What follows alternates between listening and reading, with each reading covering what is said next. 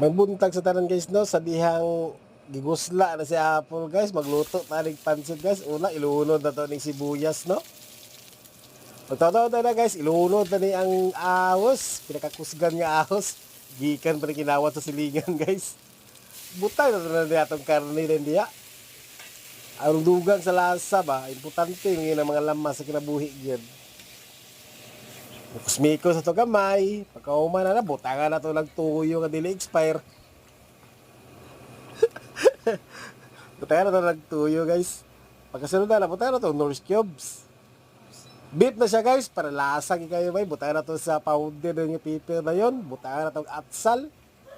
Pagkauman na guys, lulo din na to ato Baguio Benz. Mikos-mikos na to diya gamay din guys. Basta kay lami na na siya na yung pagkauman.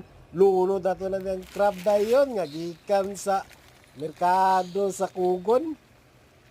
Lami mga ng crab guys. Kumpara ni mo itong presko. Butangan din na to na sa dato puti ng oyster sauce. Butangan din sa tawag ka na. Sibuyas na kikutan. Dahon na siya guys. Basta mauna na siya. Aluto. Matik diretso guys. Kao na to guys.